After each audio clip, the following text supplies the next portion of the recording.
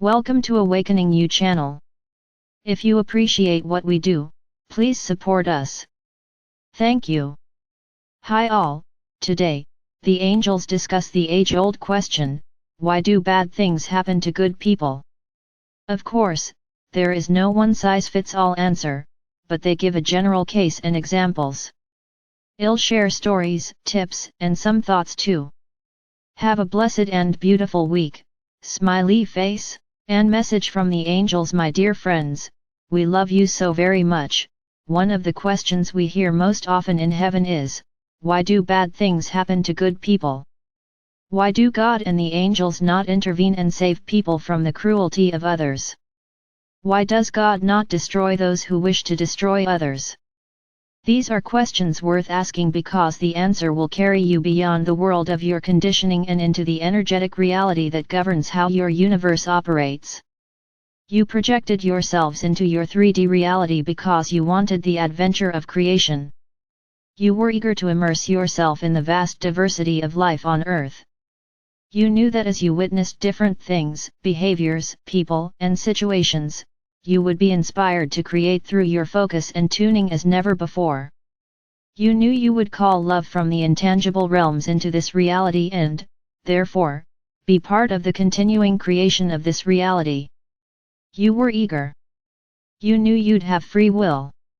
Even if you chose parents who would catalyze great growth, you knew you had the free will to think what you wanted to think, focus on what you wanted to focus on, and, therefore, empower different realities. In your 3D world, babies appear helpless. They are not yet mobile, verbal, or able to care for themselves. However, in the energetic reality, these brilliant souls are already emitting vibration, engendering reactions from life around them, and pointing their powerful love at what they wish to experience. This begs the question, why are some babies born sick? Why are some born into unthinkable wars? From the 3D perspective, this seems unjust, but the universe operates in a vibrational dance. Vibration does not punish and reward as you do in your human reality. Vibration matches or not. A radio tuned to FM does not punish the AM signals by ignoring them. It simply cannot receive the differing signal due to its very nature. It can focus only on FM wavelengths.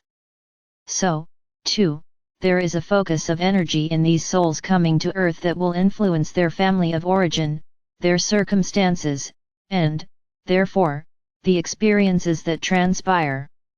The minute a soul incarnates in a physical body, they begin to emit vibration and attract what is a match. If they are born into a fearful family, it will take a great deal of focus from their soul not to fall into fear and experience fearful circumstances. They know this before they are born.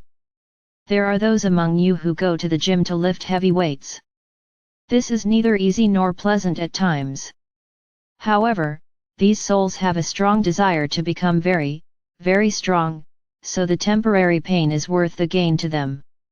One could lift very gradually over a long period of time and become strong.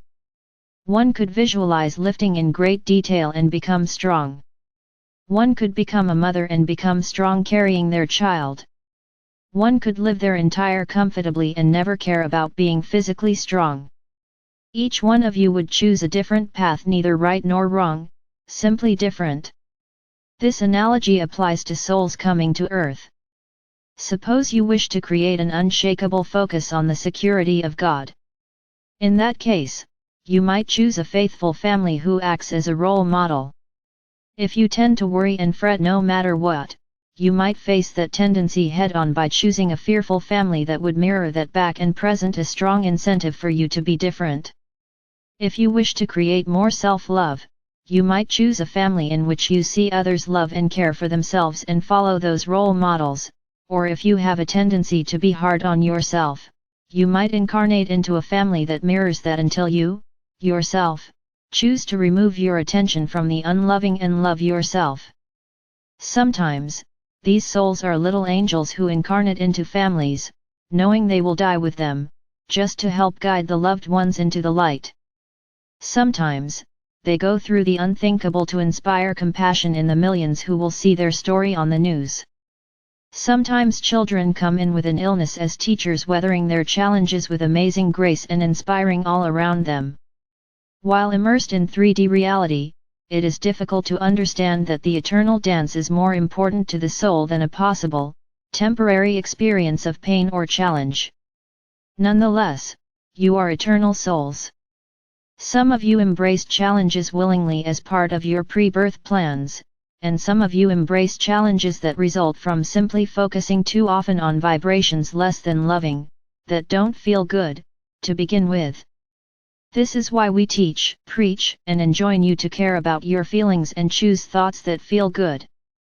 You experience more love, grace, and ease as you reach for the loving vibrations. Even if you came in determined to put yourself through challenges to incentivize the reach for love, you don't have to continue on that path. You can reach for love now and shift out of those challenges. The divine gave you free will.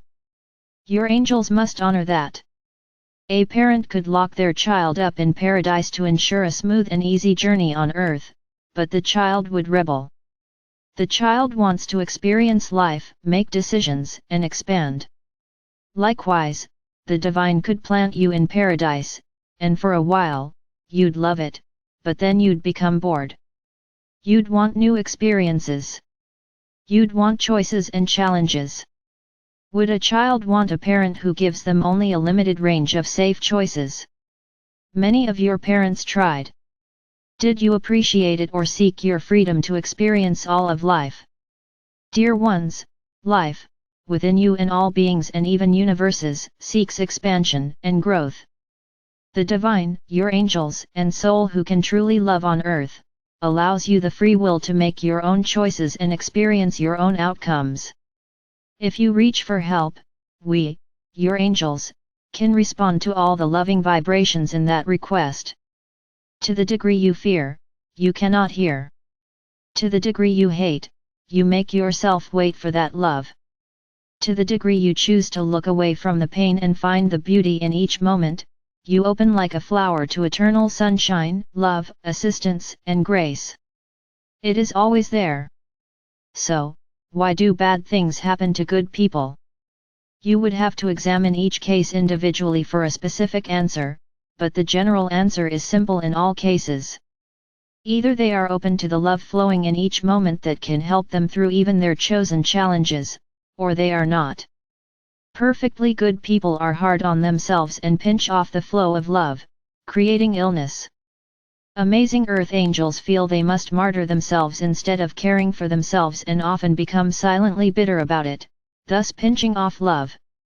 Amazingly generous souls often ignore their warning signs and forge ahead with their giving even when it ceases to feel good. We are not encouraging you to leave behind the love and goodness in your heart but rather to pay attention. When things feel good, in that moment, they are good. When they start to feel differently, make different choices. Good things happen to match good vibrations. Bad things happen when good vibrations have been sufficiently pinched off. What you experience has nothing to do with your value or worth because you are already precious, already worthy, already encouraged by the divine and your angels to choose a path that gives you joy. God bless you. We love you so very much. The Angel's message from Ann. Hi everyone, the question of why bad things happen to good people has been one I've asked, both globally and personally. It has taken me years of practicing vibrational choice one better thought at a time, to truly see the cause and effect of the energy we emit. I've been privileged to see clients with unthinkably challenging life plans who shift to a grace-filled and beautiful reality. Some of them incarnated into abusive families, hoping to awaken them with love, only to find that the individuals on earth were entrenched in their own pain and not reachable. The light in these loving souls is strong, and so many, over the years, found the courage to love themselves and to let go of those who could not. Even now, I have amazing, light-filled clients who were in the bombings and managed to escape due to their high vibration and awareness of their guidance. A dear one on this list, you know who you are, told me that 9 days after the Turkish earthquake this year, the rescue teams were pulling little kids out of the rubble who were in perfect shape despite not having food and water the whole time. The children, who had gone through what we'd all call a very bad thing, talked about the beautiful ladies who played with them, angels, while buried alive. These children gave hope and brought light to a grieving nation. I've seen people who were fatally ill recover as they learned to forgive and focus more on their own joy, and I've seen people die because the old patterns of focus were too hard to release. One dear woman I knew 20 years ago comes to mind. Even with a fatal disease, she could not stop taking care of others and wore herself out till the end. She stands by her choices in heaven. She knows that she chose this, and to her, it was okay. I spend my life trying to add light to this world, yet I've been attacked by people I've gone above and beyond to help. In my earlier days, I felt thoroughly victimized. I'm just a punching bag, I'd whine.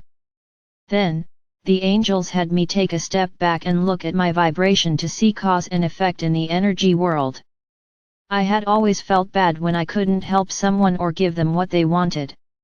Of course, outer life mirrored that back. I attracted people who beat me up when I could not please them. I'm lucky to be alive. Many serious things have happened in traffic, but due to my vibration, I was cautioned, guided, and lived. While driving north to teach an angel class last year, a drop cloth blew off the truck ahead of me and covered the windshield of my car, which was filled with supplies and my friends or helpers. We had been in such a loving, laughing, high vibe that I was calm enough to let the angels guide my hands and steer through a lane of traffic to get off the freeway while only being able to see out a side window.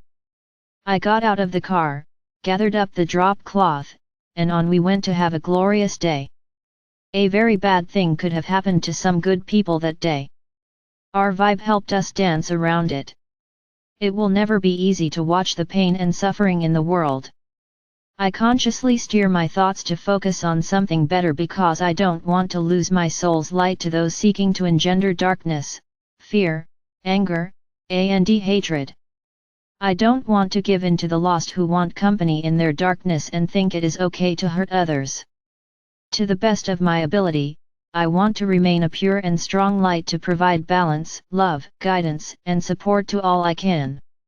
As good people learn to embrace consistent good vibrations for themselves and others, they'll experience more good. Here are some pointers to help you feel love when you see bad things happening to good people.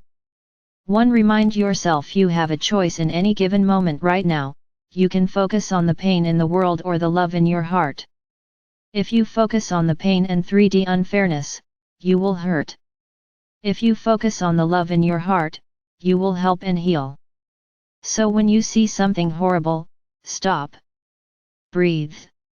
Pray for the souls involved and resolve to be in your light even more strongly. Look for the eternal all around the sky, the trees, the bees, the flowers. Breathe in and feel appreciation for the air you inhale. Refocus again, and again if you have to, 1,000 times a day until you become practiced at focusing on what feels better. We can't control anyone else's vibrational field, but we can shift our own, become more light-filled, and be part of the solution. 2. Stop wasting time on shoulds. Right now in Iceland an entire village of 3,000 people was peacefully evacuated when scientists discovered that volcanic magma was rumbling directly under the town. These amazing people didn't spend much time thinking about what should or shouldn't be. They gathered up important stuff, helped their neighbors, cooperated with authorities, and got out in a peaceful manner. If the volcano blows, they'll all be alive. If they had fought this mandate, arguing about whether or not they should evacuate when they did, bad things might have happened to a lot of very good people. We could spend a lifetime thinking about what should and shouldn't be.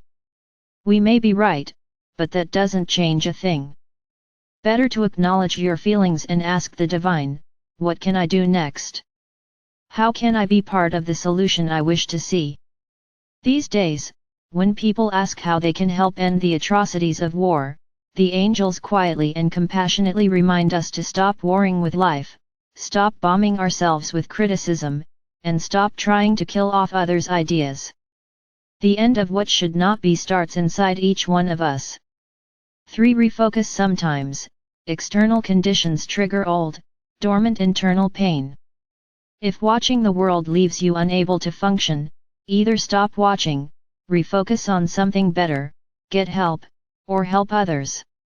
The more we love, whether through appreciation, giving, praying, or just doing something we enjoy, the more effective we become. Bad things do happen to good people. Sometimes, they choose an ambitious life path. Sometimes, they quietly simmer or stuff their feelings. Sometimes, they pretend to be up when down. I've done all the above. It has taken years, but through experience, I have come to know and understand the vibrational dance. It is empowering when you can practice enough to get your own proof. May all people choose good thoughts, good vibes, and therefore create good realities. Have a blessed week. Love, Ann.